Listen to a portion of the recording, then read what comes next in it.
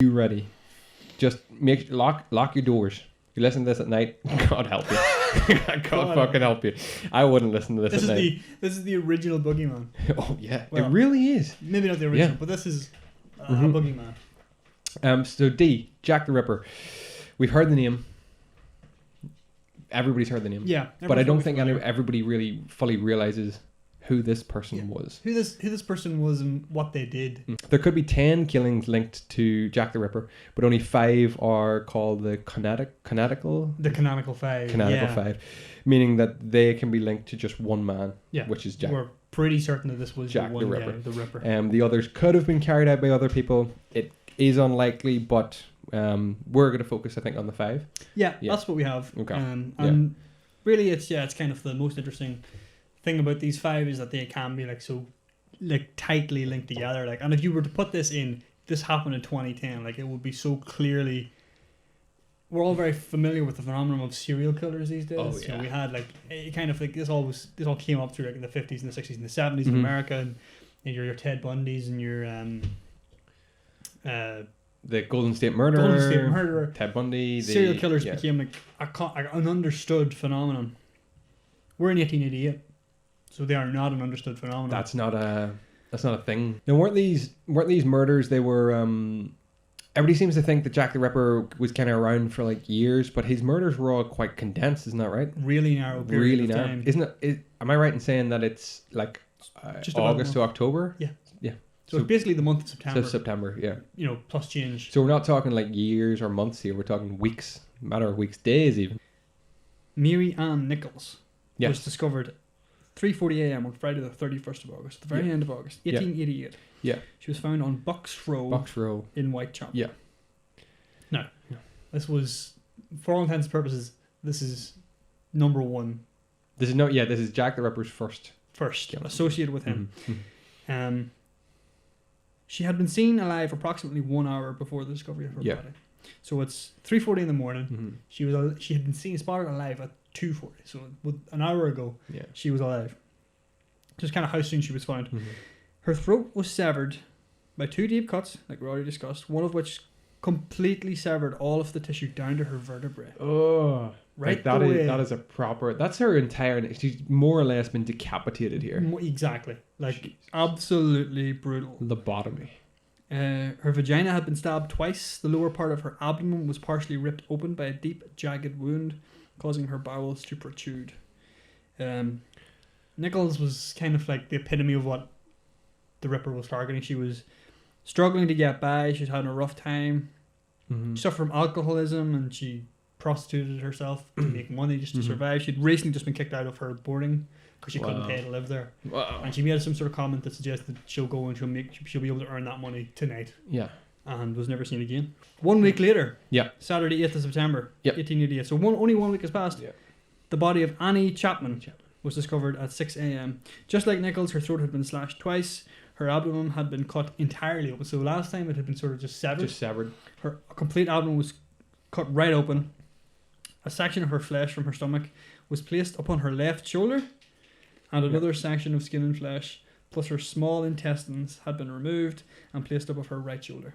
So this was more carefully placed. Yeah. What's the word It's almost ritualistic. Yeah. They have kind of laid things out, everything in its place, kind of thing. Which again is something you see with modern day serial killers is a common theme. So Annie Chapman is the second victim. Her autopsy also revealed that her uterus and sections of her bladder and vagina had been completely removed from her body. So really has went next level here, mutilation, sort of desecrating the body. Yeah. So we're thinking now in terms of number of killings. This is number 2. So maybe Jack's got a taste for this. Exactly. It seems he's starting to step it up a bit. He's a bit more confident. Yeah. The next event was called the double event, or is commonly referred to as the double event. The double event? Exactly. The Ripper next struck on the 30th of September 1888. So his previous victim was on the 8th of September. So almost, better part of a month has passed. This time he left 2 bodies in his wake. Jesus. Elizabeth Stride and Catherine Eddowes. So Stride's body was discovered at approximately 1 a.m. with a single clear-cut incision measuring 6 inches across her neck.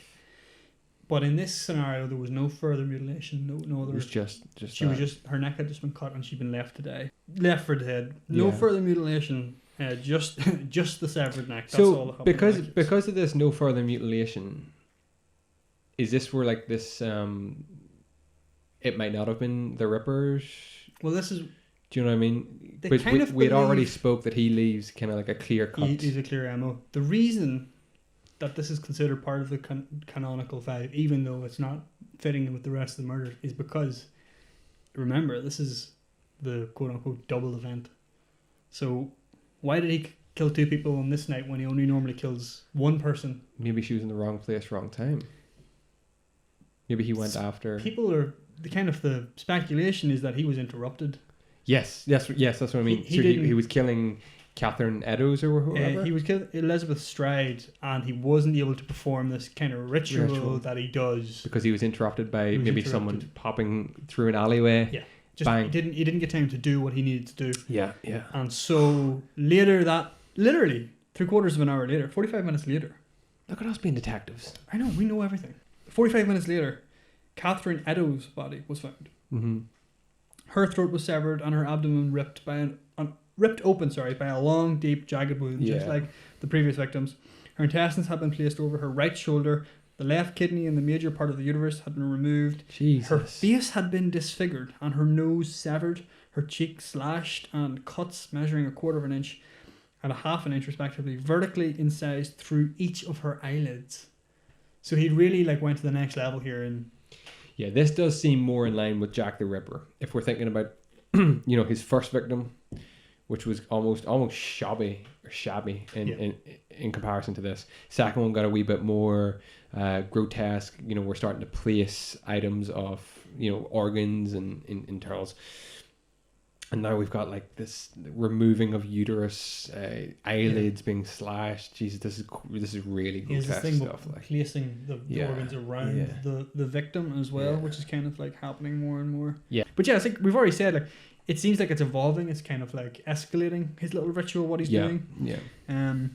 The postmortem examiner of Catherine Eddowes commented saying that it would have taken at least 5 minutes for him to do all of the mutilation that he did. So it wasn't, it's not spur of the moment. It's not just blood rush to the head and he does this thing and then... This is planned. He does it. He takes his time. It's clinical and it's kind of 5 minutes is a long time to be cutting somebody up. Exactly. You imagine sitting for 5 minutes and you could be caught, you're in the middle of London, for crying out loud. Fifth case. The fifth and arguably final case, and also the most gruesome, worst case. There's pictures of this. Yes. The final victim was Mary Jane Kelly. Mm-hmm. She was discovered lying on the bed in a single room where she lived at 13 Miller's Court, 10:45 a.m. on Friday, the 9th of November, 1888. Her face had been hacked beyond all recognition. So her face had been completely and utterly mutilated. We hadn't seen this before. No. We'd seen it somewhat with the previous victim, but now her face completely destroyed, literally unrecognizable. Her throat severed down to the spine. Her abdomen almost emptied of its organs. Her uterus, kidneys, and one breast placed beneath her head, almost like a pillow. Other viscera from her body placed beside her foot, about the bed, and sections of her abdomen and thighs upon a bedside table. The heart was missing from the scene. So her heart had been taken with the murder, had been taken away. A post-mortem revealed that her death occurred sometime between 2 and 8 a.m. the previous night. She wasn't discovered till 10, which is actually one of the latest discoveries. A lot of the bodies had been discovered much sooner, nearly fresh after the death. It's also the first of the murders to happen indoors. Yes. Away from sort of prying eyes. It's kind of it really is the peak. It's the climax of his spree, because he goes as far as he's ever went before, and amazingly, after this, silence. That's it. There's nothing there's not even an alleged murder until December of this year. It's incredible to think. Yeah. When I thought of Jack Ripper, I thought of a man in a foggy Victorian London street who came up and maybe stabbed somebody. I didn't imagine someone who premeditated and stalked and dismembered. Then there's that ritualistic kind of laying out organs and entrails. I did not realize that element to it at all. Like, yeah, it's pretty sinister stuff. Like, incredibly sinister stuff. And just lock your doors at night and your windows. You know, London's probably a lot safer now. Yeah, well, you know, but it's just it's crazy. It's really crazy. Is crazy. It's grisly. It's a mental. Thank you for even bringing that to our attention as an actual topic to discuss. It's great. It's good stuff.